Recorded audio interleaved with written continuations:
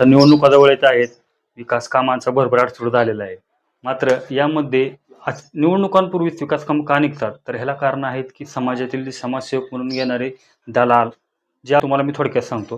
तुम्ही तुमची ग्रामपंचायत असू दे, नगरपालिका असू दे, त्यावेळेस तुम्हाला अडचणी ज्या आहेत, हा कोण मांडतो? तुम्ही स्वतः मांडू शकता. मात्र हे प्रतिनिधी, सरपंच यांच्याकडे ते मंजुरीसाठी नेत नाहीत. मात्र ते डायरेक्ट मंत्रालयातून हे कामं स्वतःच एक 2 ते 3 जणांची टीम तयार करतात व त्यांच्याकडून कामे मंजूर करून आणतात.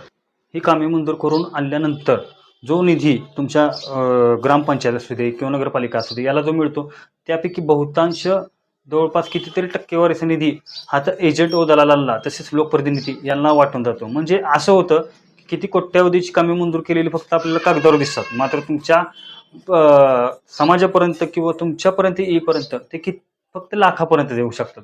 हेच एकाच कामांमध्ये ग्रामपंचायत असू दे, नगरपालिका असू दे किंवा एखादी सामाजिक संस्थेचं काम, जसं आपण एखाद्या समाजाचं मठ वगैरे जे काय असेल ते जे काय निवासस्थान वगैरे जे काय केलेलं असतं, त्यासाठी हा निधी भरपूर प्रमाणात इथं भ्रष्टाचार चालला जातो.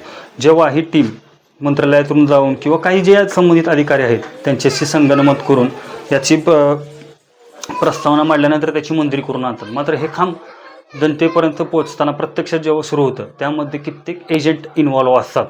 ते म्हणजे ज्यावेळेस हे खाली कोट्यावधींचा निधी वितरित केला जातो त्यावेळेस 10 ते 20% त्याला घेऊन नाममात्र त्याची जाहीर नोटीस काढली जाते व ती पूर्वीपासून ठरलेल्या असलेल्या एखाद्या खाजगी ठेकेदाराला दिले जाते. मात्र यामध्ये होतं असं की तोही त्याचा फायदा बघण्यासाठी हे काम लाखातून कित्येक निम्म्याच निधीमध्ये घेऊन. माझं जागृत समाजाला एकच आव्हान आहे की तुमच्या भागात जर कोणतंही विकासाचं काम सुरू असेल तर ते पूर्ण माहिती अधिकार अंतर्गत तुम्ही त्याचा अर्ज देऊ शकता किंवा तुम्ही त्याची माहिती घेऊ शकता की ते कोणत्या खासदार फंडातून आलेले आहे की आमदार फंडातून आलेले आहे किंवा कोणत्या मंत्र्यांमार्फत आलेले आहे. त्यामध्ये हे काम आणण्यासाठी प्रयत्न कोणी केले हे सर्वप्रथम तो दलाल शोधून काढा. जोपर्यंत हे दलाल तुम्ही शोधून काढत नाही तोपर्यंत परिपूर्ण विकासासाठी आलेला निधी हा जनतेपर्यंत पोहोचू शकणार नाही. माझी ही सर्वांना नम्र